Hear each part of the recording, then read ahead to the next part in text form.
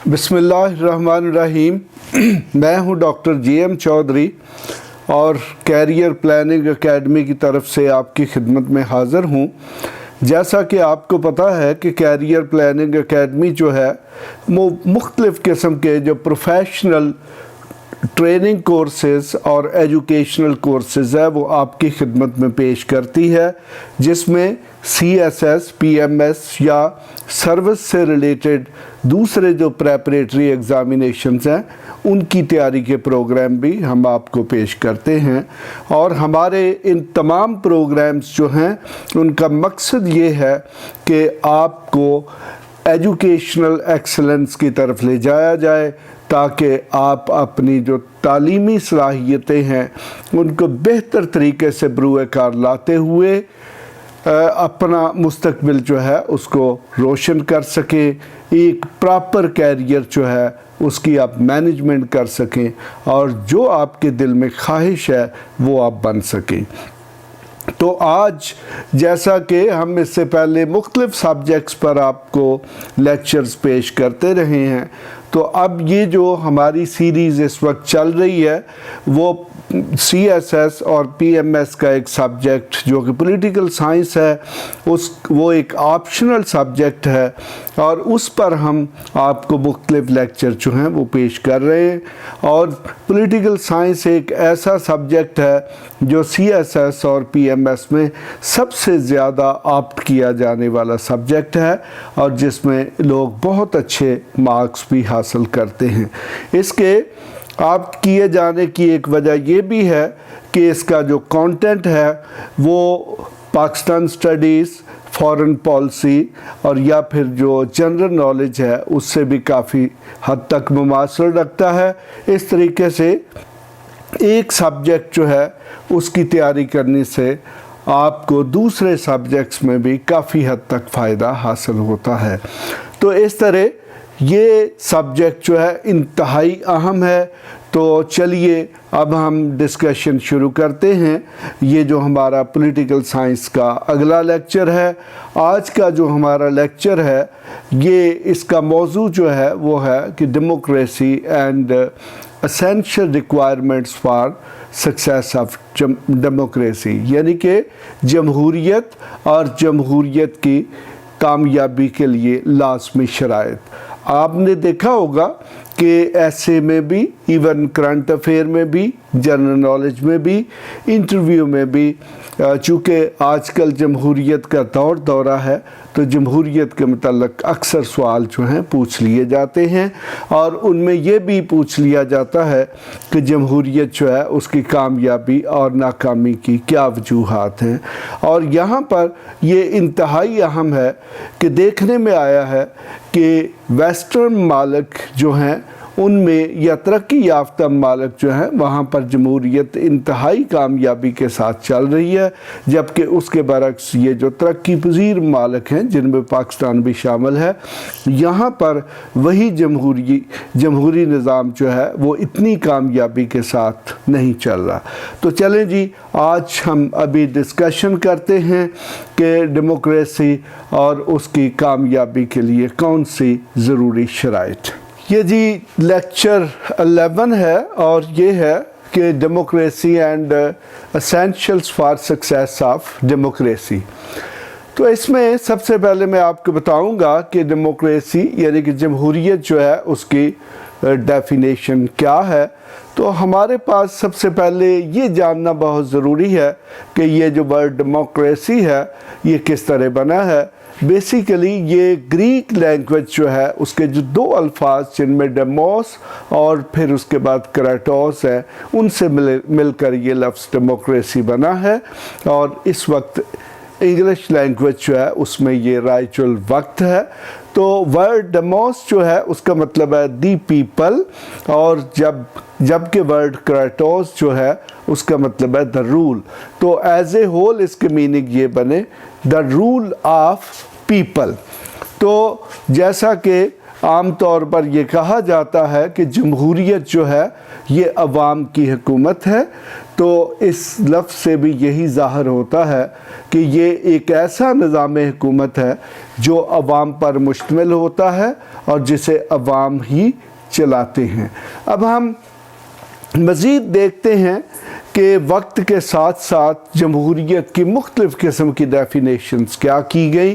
اور ہمارے جو پولیٹیکل فلاسفرز ہیں ان کا بہت زیادہ کنٹریبیوشن ہے towards the development of political system, political governance and political philosophy. تو ہمارے پاس جیسا کہ آپ جانتے ہیں کہ دنیا کے جتنے بھی میجر علوم ہیں ان کی ڈیولپمنٹ جو ہے وہ ارسطاٹل یعنی کہ ارسطو سے ہوتی ہے، تو اسی طرح یہ سبجیکٹ جو ہے اور خاص طور پر یہ جو ڈیموکریسی ہے اس کی ڈیفینیشن جو ہے وہ بھی ارسطاٹل نے کی ہے۔ تو ارسطاٹل نے کیا کہا؟ ارسطاٹل نے یہ کہا کہ it is the role of the mob, یعنی کہ یہ ایک مجمع کا نظام حکومت ہے یا طرز حکومت ہے۔ تو دوسرے لفظوں میں ارسطاٹل جو ہے اس نے جمہوریت کو کنڈیم کیا ہے، اس کو ڈس لائک کیا ہے، یعنی کہ اس نے یہ کہا کہ یہ ایک مجمع، یہ ایک کراؤڈ جو ہے اس کا رول ہے۔ تو دوسرے لفظوں میں آپ سمجھ سکتے ہیں کہ جہاں پر بھی بہت سارے لوگ جمع ہو کر فیصلہ سازی کرنے کی کوشش کریں گے تو ارسطو کے نزدیک وہ کوئی اچھا طریقہ کار نہیں ہے۔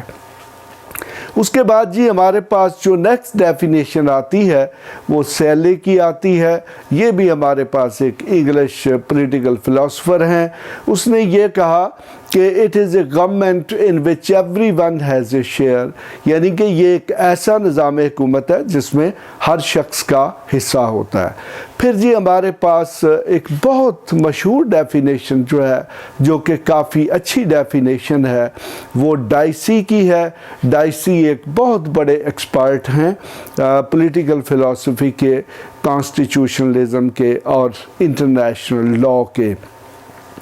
ڈائسی نے یہ کہا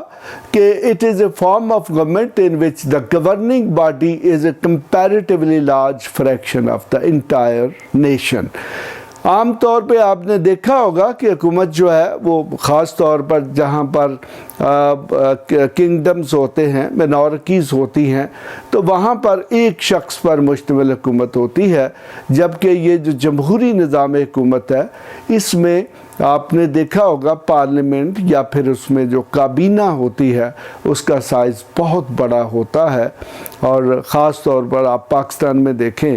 تو کابینہ جو ہے اس کا سائز تقریباً 50 لوگوں پر مشتمل ہے۔ تو اسی طرح اس ڈائسی نے یہ کہا کہ یہاں پر جو گورننگ باڈی ہے یعنی کہ جو حکمران طبقہ ہے یا کیبنٹ ہے وہ بہت زیادہ لوگوں پر مشتمل ہوتی ہے، جو کہ منارکی میں نہیں ہوتی یا ڈکٹیٹرشپ میں بھی نہیں ہوتی۔ پھر ہمارے پاس جو نیکسٹ ڈیفینیشن آتی ہے وہ لارڈ برائس کی ہے۔ یہ بھی ایک بہت بڑے پولیٹیکل فلاسفر ہیں، تو انہوں نے یہ کہا کہ democracy is a form of government in which the ruling power of a state is largely vested not in a particular class or classes but in the members of the community as a whole۔ تو اس طرح lord Bryce نے یہ کہا کہ جمہوریت ایک ایسا نظام حکومت ہے کہ جس میں کمیونٹی کے ممبر جو ہیں ان کی جو مختلف کلاسز ہیں ان کو نمائندگی دی جاتی ہے۔ تو اس کا مطلب یہ ہے کہ ایز اے ہول پوری کی پوری جو کمیونٹی ہے وہ حکومت کرتی ہے۔ تو اب ہم دیکھتے ہیں جی کہ اس کے بعد ہمارے پاس مزید کون سی ڈیفینیشنز ہیں۔ تو اس میں اگر آپ دیکھیں تو ہمارے پاس جو انتہائی مشہور اور کامنلی نون ڈیفینیشن ہے وہ ابراہم لنکن کی ڈیفینیشن ہے۔ اس نے یہ کہا کہ democracy is the government of the people, by the people and for the people, یعنی کہ جمہوریت ایک ایسا نظام حکومت ہے جو کہ عوامی ہے، جو عوام خود کرتے ہیں اور عوام کے لیے ہی ہوتا ہے۔ تو یہ ایک کامنلی نون ڈیفینیشن ہے۔ تو دوسرے لفظوں میں آپ یہ کہہ سکتے ہیں کہ جمہوریت ایک ایسا نظام حکومت ہے کہ جس کا سارا سسٹم جو ہے وہ عوام خود چلاتے ہیں۔ تو اب ہم مزید دیکھتے ہیں ان ڈیفینیشن کے بعد کہ ہمارے پاس جمہوریت جو ہے اس کی کائنڈس کیا بنتی ہیں۔ تو اس طریقے سے ہمارے پاس جو جمہوریت ہے اس کی دو میجر قسمیں ہیں، ایک جو ہے دیٹ از ڈائریکٹ ڈیموکریسی اور دوسری جو ہے وہ انڈائریکٹ ڈیموکریسی ہے۔ ڈائریکٹ ڈیموکریسی کا مطلب یہ ہے کہ جس میں لوگ تمام کی تمام فیصلہ سازی جو ہے وہ خود کرتے ہیں۔ اس قسم کی جمہوریت جو ہے وہ دنیا کے صرف ایک ملک یعنی کہ سوئٹزرلینڈ میں پائی جاتی ہے،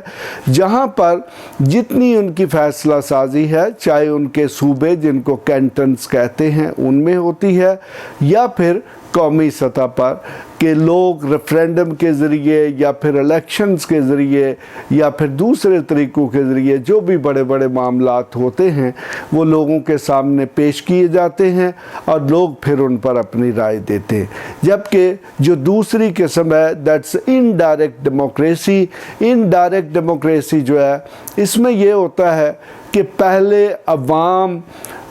جنرل سطح پر اپنے نمائندے منتخب کرتے ہیں اور وہ پھر نمائندے جو ہیں وہ اسمبلیز میں یا پارلیمنٹ میں آتے ہیں اور وہ وہاں پر پھر اپنا وزیر اعظم یا صدر منتخب کرتے ہیں۔ بس آپ دیکھیں کہ ہمارے ملک میں عوام سب سے پہلے قومی سطح پر قومی اسمبلی کا الیکشن میں حصہ لیتے ہیں، اپنے ایم این ایز کو الیکٹ کیا جاتا ہے اور وہ پھر ایم این ایز جب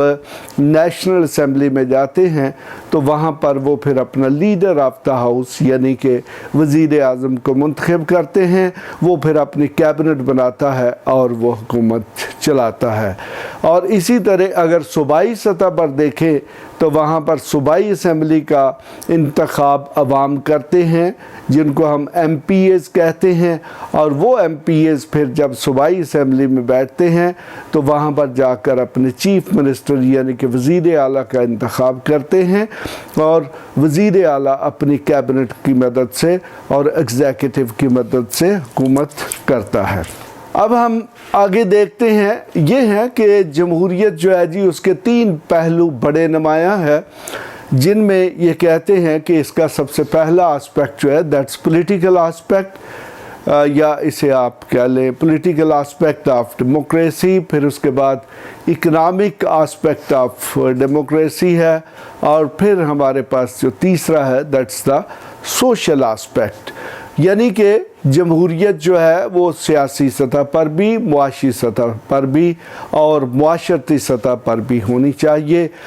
آپ دیکھیں کہ وہ تمام ممالک جہاں پر جمہوریت ان تمام سطحوں پر تینوں سطحوں پر نہیں ہے وہاں پر جمہوریت کامیابی کے ساتھ نہیں چل رہی۔ مثلا دیکھیں کہ پاکستان جو ہے اس میں پولیٹیکل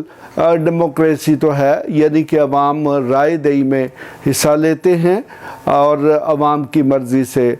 پھر ان کے نمائندے وزیر اعظم کا انتخاب کرتے ہیں یا وزیر اعلیٰ کا، جبکہ اکنامک ڈیموکریسی نہیں ہے، یعنی کہ یہاں پر ایکسپلائٹیشن ہے، مافیاز ہیں، کارٹلز بنے ہوئے ہیں جن کو جو پھر اپنے پیسے کی مدد سے یہ جو پولیٹیکل آسپیکٹ ہے اس پر بھی اثر انداز ہوتے ہیں۔ اور اسی طرح سوشل ڈیموکریسی کا مطلب یہ ہے کہ عوام اتنے باشعور ہونے چاہیے کہ وہ اپنے جو نمائندے ہیں ان کا انتخاب صحیح طریقے سے کر سکیں۔ تو آپ نے دیکھا ہوگا کہ ہمارے ہاں عوام کا شعور کا کیا لیول ہے کہ آج تک میں نے کوئی ایسا الیکشن نہیں دیکھا کہ جس پر دھاندلی کا الزام نہ لگا ہو، یعنی کہ یہ کہا جاتا ہے کہ جی یہاں پر خلائی مخلوق نے ووٹ ڈال دیے یا یہاں پر جو ایکچول رزلٹ تھا اس کو تبدیل کر دیا گیا ہے۔ تو اس طرح ہمارے ملک میں جمہوریت جو ہے اس کا صرف پولیٹیکل آسپیکٹ تو ہے، لیکن جو اکنامک اور سوشل آسپیکٹ ہے اس کے حوالے سے جمہوریت جو ہے وہ ناکام ہے۔ تو تو اس طریقے سے ہمارے ملک میں جمہوریت کی کامیابی کے حوالے سے آپ یہ کہہ سکتے ہیں کہ 33% ٹیسٹ تو پاس کرتی ہے لیکن 66% ٹیسٹ جو ہے وہ پاس نہیں کرتی۔ تو اب ہم دیکھیں گے کہ جمہوریت کہاں پر کامیاب ہوتی ہے۔ تو جمہوریت جو ہے وہ وہاں پر کامیاب ہوتی ہے جی کہ جہاں پر جمہوری گورنمنٹ ہو، جہاں پر جمہوری اسٹیٹ ہو، جہاں پر ڈیموکریٹک سوسائٹی ہو، جہاں پر سوشل اینڈ اکنامک جسٹس ہو۔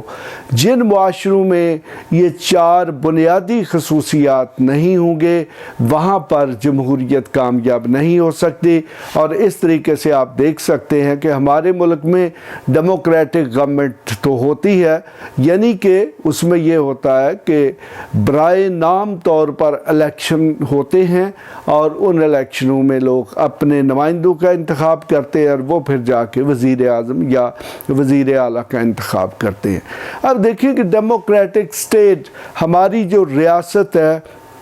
اس کے جو ایٹیچیوڈ ہے، اس کا جو ایگزیکٹو سٹرکچر ہے، اس میں عوامی نمائندگی یا عوامی فیصلہ سازی جو ہے اس کو بہت زیادہ اہمیت نہیں دی جاتی، اور اکثر یہ الزامات لگتے ہیں کہ کہیں اور سے فیصلہ سازی ہو رہی ہے۔ تو اس طریقے سے ہم اپنی سٹیٹ کو ڈیموکریٹک سٹیٹ نہیں کہہ سکتے۔ پھر اس کے بعد ہے جی کہ ڈیموکریٹک سوسائٹی۔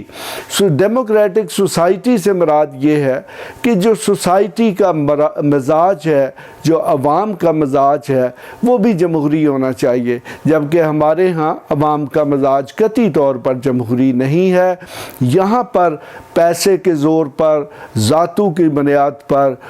قبائلی سسٹم کی بنیاد پر یا مختلف تعصبات جو ہیں ان کی وجہ سے لوگ الیکشن میں حصہ لیتے ہیں اور اپنے نمائندوں کو منتخب کرتے ہیں، یعنی کہ لوگوں کے اندر جمہوری سوچ بھی نہیں ہے، اور اس طرح ہماری جو سوسائٹی ہے اس کا ایٹیچیوڈ بھی جمہوریت نہیں ہے۔ جب کبھی ڈکٹیٹرشپ آتی ہے، یا بلکہ میں تو یہاں تک کہوں گا کہ ہمارے ملک میں جتنے وزیر اعظم ہیں جیسے وہ منتخب ہوتے ہیں تو وہ پھر عوامی وزیر اعظم نہیں رہتے، وہ پھر ڈکٹیٹر ہی بن جاتے ہیں، بلکہ اکثر صورتوں میں تو ان کا جو طرز عمل ہے وہ ڈکٹیٹروں سے بھی زیادہ برا ہوتا ہے۔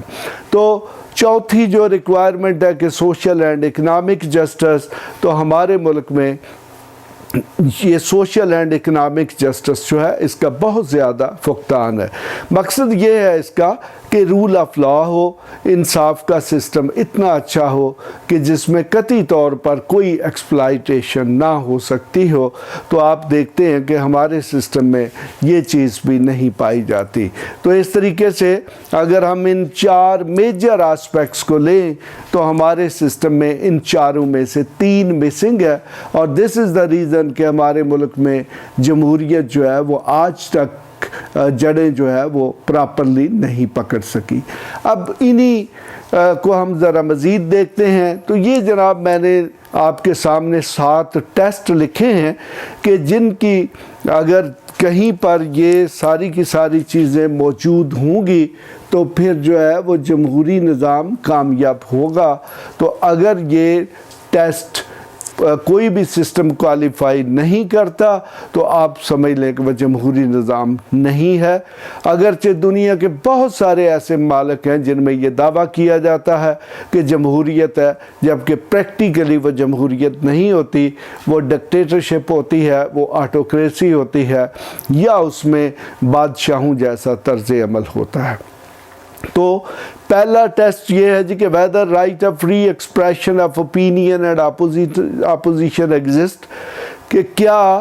جو گورننس سسٹم ہے اس میں لوگوں کی رائے کا احترام کیا جاتا ہے، اپوزیشن موجود ہے۔ نمبر 2 ہے کہ whether the people have the right to change the government، کیا لوگ اپنی مرضی سے حکومت بدل سکتے ہیں یا نہیں۔ نمبر 3 میں کہ whether there is equality before law or not، کیا قانون کے سامنے سارے لوگ برابر ہیں یا نہیں ہیں۔ نمبر 4 ہے کہ whether there is a social and economic justice، 5 پہ ہے جی کہ whether the rights of the individuals assured and protected. Number 6 پہ ہے جی کہ whether there are opportunities of participation for the common man. Number 7 پہ ہے کہ whether the people are free from fear or terror. تو یہ جو 7 ٹیسٹ ہیں، اس کے علاوہ ان ٹیسٹوں کا ہم مزید بھی بڑھا سکتے ہیں، لیکن یہ 7 بنیادی ٹیسٹ ہیں کہ اگر کسی سسٹم میں یہ 7 کوالٹیز نہیں ہیں تو وہاں پر جمہوری نظام کامیاب نہیں ہو سکتا. تو اگر ہم پاکستانی سسٹم کے حوالے سے بات کریں تو ہمارے ملک میں جو آزادی رائے دہی ہے اس کے متعلق آپ بہترین طریقے سے سمجھتے ہیں کہ وہ اس کا لیول کیا ہے اور اپوزیشن کس طرح کی ہے، اور اسی طرح کہ کیا عوام حکومت بدل سکتے ہیں کہ نہیں. تو اکثر یہی الزام لگتا ہے کہ الیکشن کو چرا لیا جاتا ہے یا الیکشن پہلے سے پری ڈٹرمنڈ ہوتے ہیں، یعنی کہ عوام فیصلہ نہیں کرتے. اور اسی طرح ایکویلٹی بیفور لا بھی نہیں ہے، یعنی کہ قانون کے سامنے سب لوگ برابر بھی نہیں ہے. سوشل اور اکنامک جسٹس بھی نہیں ہے، یعنی کہ معاشرتی طور پر اور معاشی طور پر لوگوں کے پاس اتنی آزادی نہیں ہے کہ وہ معاشرتی اور جو معاشی ذرائع ہیں ان تک ایکسیس آزادی سے حاصل کر سکے. اس پر بہت سارے یعنی کہ جو طاقتور کمیونٹیز، مافیاز اور کارٹلز ہیں یا ذخیرہ اندوز لوگ ہیں وہ معاشی سسٹم پر چھائے ہوئے ہیں. تو میں بلکہ یہ کہہ سکتا ہوں کہ کسی دور میں ڈاکٹر محبوب الحق نے یہ کہا تھا کہ پاکستان کی جو 99% ویلتھ ہے وہ تقریباً 22 خاندانوں میں ہے. تو آج یہ جو ویلتھ ہے وہ 22 خاندانوں سے نکل کر آپ یہ سمجھ لیں کہ 220 خاندانوں میں آ چکی ہے، لیکن ایکسپلائٹیشن موجود ہے.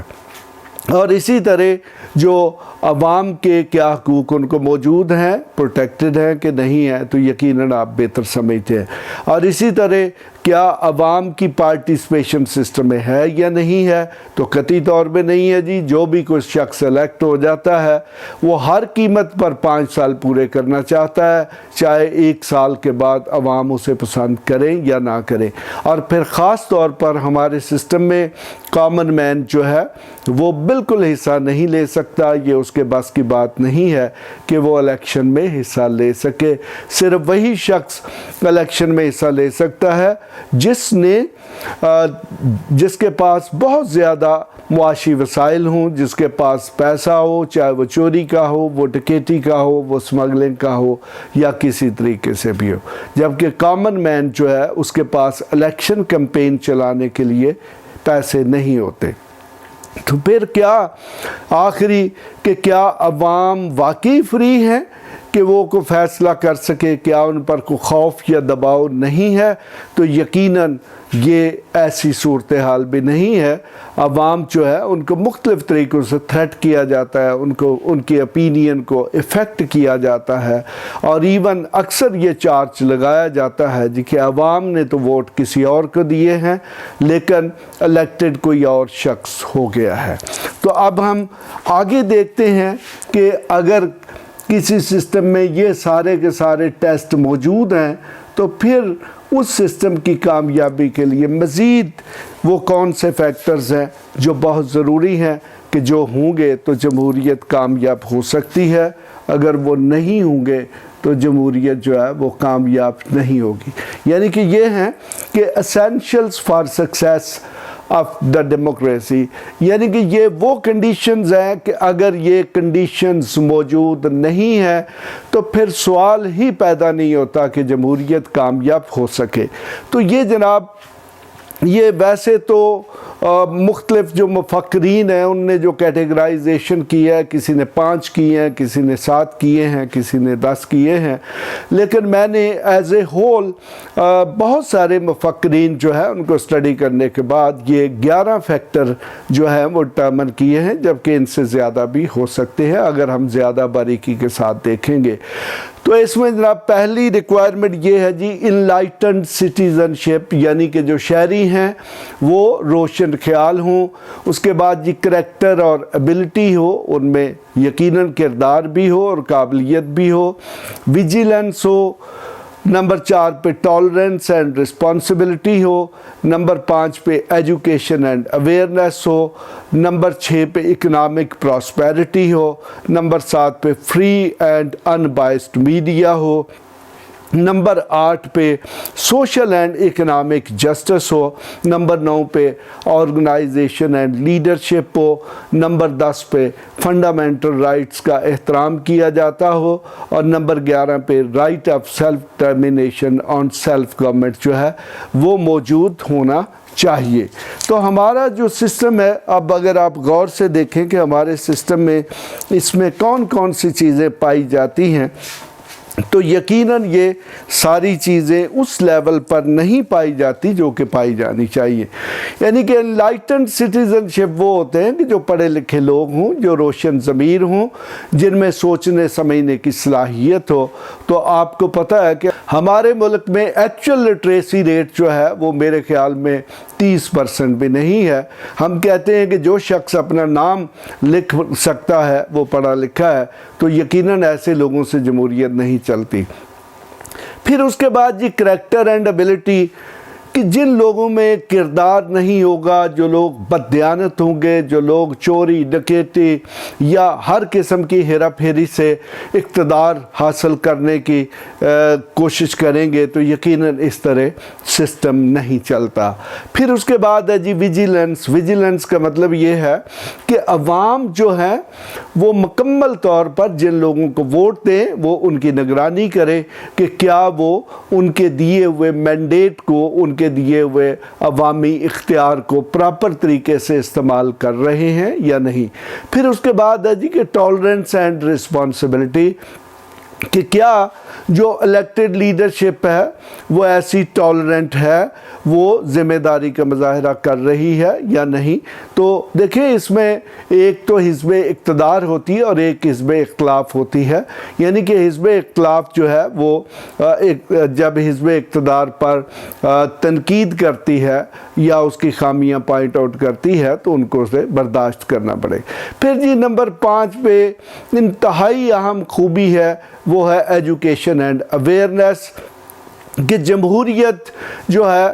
جہاں پر یہ باقی 11 کے 11 فیکٹر ہیں، اگر ان میں سے یہ 5واں فیکٹر مسنگ ہے اور پراپرلی مسنگ ہے، تو پھر ایسے نظام میں کہیں پر بھی جمہوریت چل ہی نہیں سکتی، چاہے وہ پاکستان ہے یا کوئی اور ملک ہے۔ تو ہمارے ملک میں جیسا کہ میں آپ کو پہلے بتا چکا ہوں کہ ویسے تو کہا جاتا ہے جی کہ 70% لٹریسی ہے، لیکن وہ والی لٹریسی ہے کہ جس میں لوگ شاید صرف اپنا نام لکھ سکتے ہیں۔ تو ایکچول لٹریسی کی طرف آپ آئیں گے تو وہ میرے خیال میں 10% بھی نہیں ہے۔ تو اس طریقے سے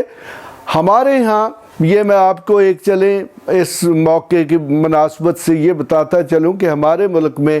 ایجوکیشن جو ہے اس نے انلائٹنمنٹ یا پھر کریکٹر اینڈ ایبلٹی یا ویجیلنس یا ٹالرنس پیدا نہیں کی۔ ہمارے ملک میں جو سب سے بڑا پڑھا لکھا طبقہ ہے وہ وکلا کا طبقہ ہے، جو کہ آئین، قانون اور پھر رول آف لاء کی بات کرتے ہیں۔ میں نے خود بھی ان کے الیکشنز میں پارٹیسپیٹ کیا ہے، میں نے دیکھا ہے، اور میں نے یعنی کہ ان سے پڑھا لکھا ہماری سوسائٹی میں کوئی طبقہ نہیں ہے جو اپنے رائٹس اور ڈیوٹی کو بخوبی جانتا ہے، لیکن ان کے الیکشن جو ہیں وہ بھی اتنے ہی برے الیکشن ہیں جتنے کہ کسی لوکل باڈی کے الیکشن، کسی چیئرمین یا ڈپٹی چیئرمین کے الیکشن ہو سکتے ہیں۔ اکثر دیکھنے میں آیا ہے کہ وکلا جو ہیں ان کے ووٹ کی قیمت جو ہے وہ بھی ایک بریانی کی پلیٹ ہے یا ایک قیمے والا نان ہے، اور جو شخص وہ ان کو قیمے والا نان یا بڑے کھانے یا لنچ یا ڈنر نہیں دے سکتا، وہ ووٹ بھی حاصل نہیں کر سکتا۔ تو پھر میں تو بلکہ اب اس نتیجے پر پہنچا ہوں کہ پاکستان میں جمہوریت قطعی طور پر کامیاب نہیں ہو سکتی، اور جو موجود ہے وہ برائے نام ہے کہ جس ملک میں سب سے زیادہ پڑھا لکھا طبقہ جو ہے اس میں اتنا شعور اور انلائٹنمنٹ نہیں ہے کہ وہ اپنے ووٹ کو میرٹ پر کاسٹ کر سکے، تو پھر باقی عوام جو ہے ان کے متعلق آپ کیا کہیں گے؟ اور میں تو بلکہ حیران ہوں کہ بڑے بڑے جو ہمارے پولیٹیکل فلاسفر ہیں، جیسا کہ ابھی میں نے آپ کو ڈیفینیشنز میں مختلف کے نام دیے، تو ان لوگوں کا آج تک اس چیز کی طرف خیال کیوں نہیں گیا کہ جمہوریت جو ہے وہ شاید اس کی کامیابی جو ہے وہ لالچ سے ہے، وہ لوگوں کو خریدنے سے ہے، وہ پیسے کی انویسٹمنٹ سے ہے۔ وہ اس لیے کہ وہ جتنے بھی پولیٹیکل فلاسفرز تھے انہوں نے اس جمہوری نظام کو بڑی دیانتداری کے ساتھ دیکھا، اور ان کا یہ ویو تھا کہ ایک ایسی سوسائٹی جو پڑھی لکھی ہے، جو انلائٹنڈ ہے، جس میں کریکٹر اور ایبلٹی ہے، جس میں ویجیلنس ہے، جس میں ٹالرنس ہے، اس کو نہ تو کوئی خرید سکتا ہے، نہ اسے کوئی لالچ دے سکتا ہے،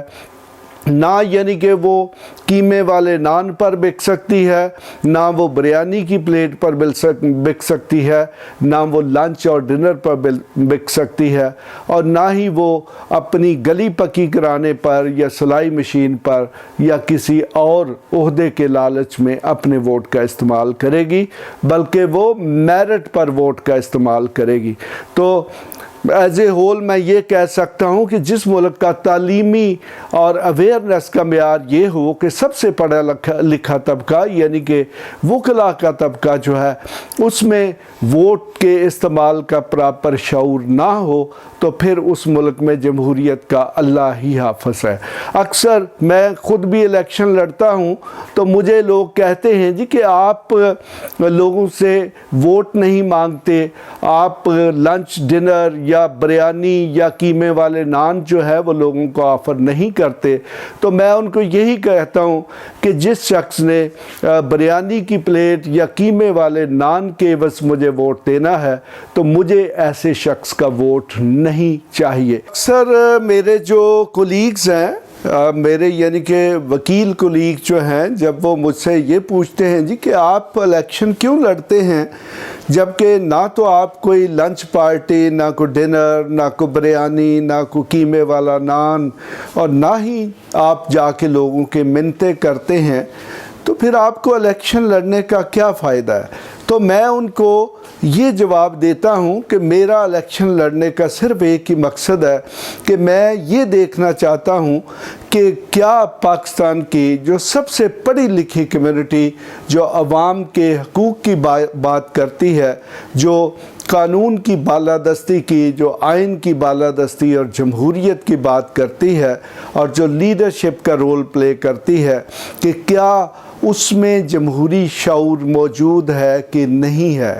میرے جیتنے یا ہارنے سے کوئی فرق نہیں پڑتا، لیکن کم از کم میں یہ ضرور اسیس کرنے میں کامیاب ہو جاتا ہوں کہ کیا ہمارے ملک میں جو سب سے پڑھا لکھا طبقہ ہے اس میں جمہوری رویے موجود ہیں، یا ان میں جمہوری رویے پروان چڑھ رہے ہیں یا نہیں۔ تو یقیناً اگر کسی ملک کا جو سب سے پڑھا لکھا طبقہ ہے اس میں جمہوری طرز عمل موجود نہیں ہے، اگر اس نے بھی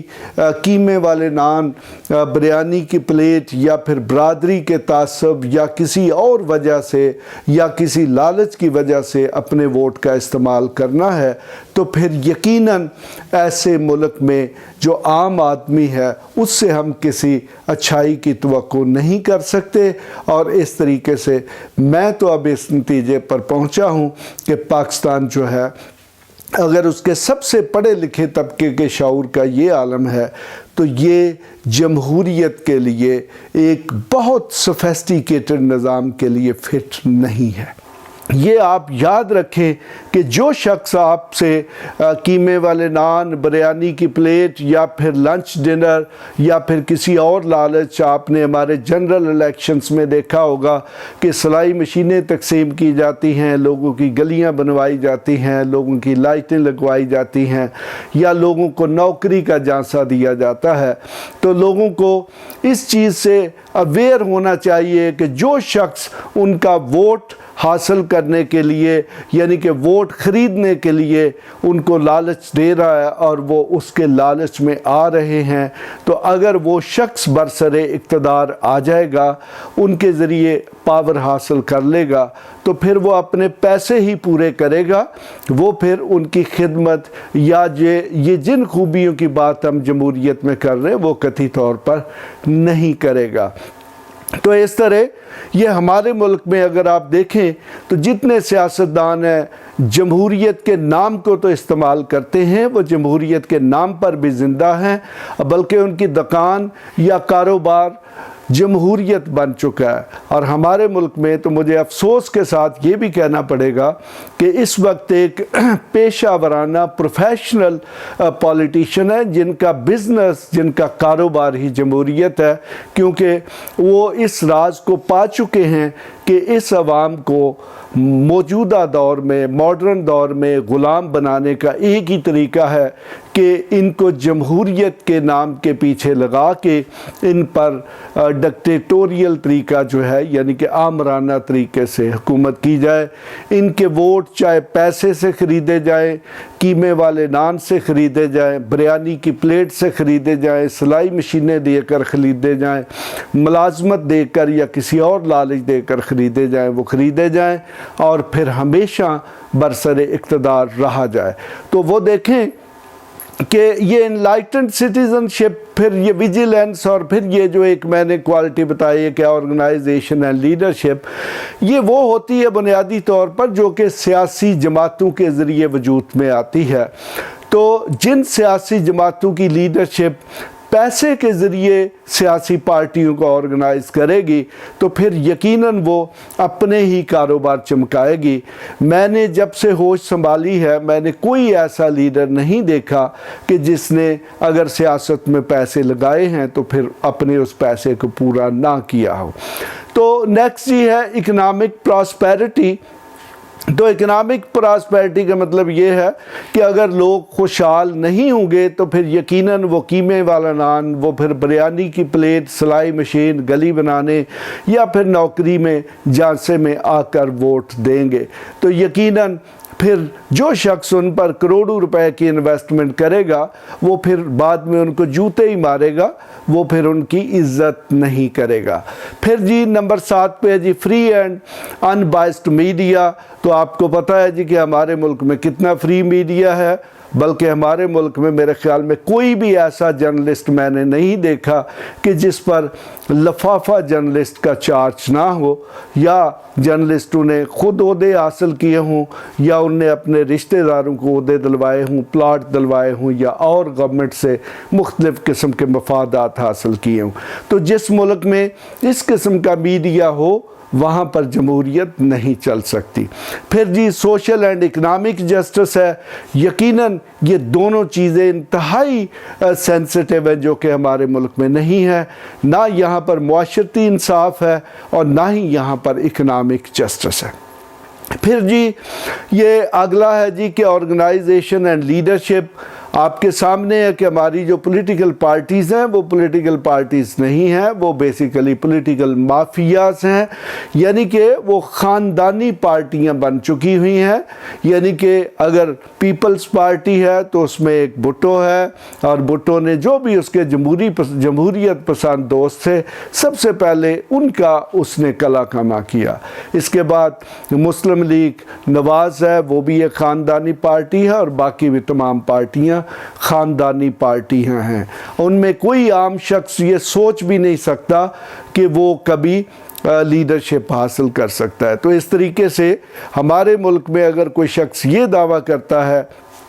کہ یا کوئی پارٹی یہ دعویٰ کرتی ہے کہ وہ جمہوریت لائے گی تو وہ سراسر آپ کے ساتھ جھوٹ بول رہا ہے، آپ کے ساتھ فراڈ کر رہا ہے۔ پھر جی اس کے بعد ہے جی فنڈامنٹل رائٹس۔ تو آپ کے سامنے ہے کہ اگرچہ ہمارے آئین میں آلموسٹ سارے کے سارے فنڈامنٹل رائٹس موجود ہیں لیکن ان کی کمپلائنس کا جو بھی حال ہے وہ آپ کے سامنے ہے۔ یعنی کہ ایون کورٹس میں جو سب سے زیادہ لیٹیگیشن ہوتی ہے وہ فنڈامنٹل رائٹس کے حوالے سے ہوتی ہے، لیکن نہ تو حکومتیں عوام کے بنیادی حقوق کا احترام کرنے کے لیے تیار ہیں اور نہ ہی عوام کو اس لیول کا شعور ہے۔ پھر جی لاسٹ میں ہے جی right of self determination and self government, یعنی کہ لوگ اپنی لیڈرشپ کا انتخابات میں خود انتخاب کریں اور پھر حکومت کریں۔ تو ہمارے ملک میں جی آج تک جتنی حکومتیں آئی ہیں ان پر یہ چارج لگا ہے کہ ان کو اسٹیبلشمنٹ یا پھر ایجنسیاں یا پھر کسی بیرونی مدد سے وہ برسر اقتدار آئے ہیں۔ تو اس طریقے سے نہ تو عوام میں proper right of self determination ہے کہ وہ اپنی مرضی کے لیڈر جو ہیں ان کا انتخاب کر سکیں، اور نہ ہی پھر رائٹ آف سیلف گورنمنٹ ہے، یعنی کہ وہ لیڈر جو ہیں وہ پھر اپنی مرضی یا عوامی خواہشات کے مطابق حکومت بھی نہیں کر پاتے۔ انہیں جہاں سے ڈکٹیشن ملتی ہے وہ پھر اس طریقے سے حکومت کرتے ہیں۔ تو اس طریقے سے آپ دیکھیں گے کہ ہمارے ہاں جو ہمارا جمہوری سسٹم ہے اس میں قطعی طور پر ایک کامیاب جمہوریت جو ہے اس کی تمام جو ریکوائرمنٹس ہیں وہ پوری نہیں ہوتی۔ اس طریقے سے ہم یہ کہہ سکتے ہیں کہ ہمارے ملک میں جمہوری نظام کامیابی کے ساتھ نہیں چل سکتا۔ تو ایون امریکہ کے متعلق یہ کہا جاتا ہے کہ American democracy is the dollar democracy, یعنی کہ اس میں جو سیاسی جماعت سب سے زیادہ ڈالر انویسٹ کرتی ہے وہی سیاسی جماعت جیتتی ہے۔ تو ہمارے ملک میں یہ پیسہ تو سیاست میں استعمال ہوتا ہی ہے، لیکن یہاں پر خوف، لالچ یا اور بہت سارے فیکٹرز جو ہیں جن میں خاندانی فیکٹر اور تعصبات ہیں وہ بھی استعمال کیے جاتے ہیں۔ تو آج کے لیکچر کو ہم یہیں پر ختم کرتے ہیں۔ یقیناً آپ کو اس حد تک انفارمیشن مل چکی ہے کہ جمہوریت کیا ہے، اس کی ڈیفینیشن کیا ہے، اور جمہوری سسٹم جو ہے اس کی سکسیس کے لیے کیا ریکوائرمنٹ یا اسینشلز ہیں۔ اس کے ساتھ ہی ڈاکٹر جی ایم چودھری آپ سے اجازت چاہتا ہے، تو آپ میرے نیکسٹ لیکچر کا انتظار کریں، یقیناً وہ بھی اسی طرح انفارمیٹیو ہوگا۔ Thank you very much.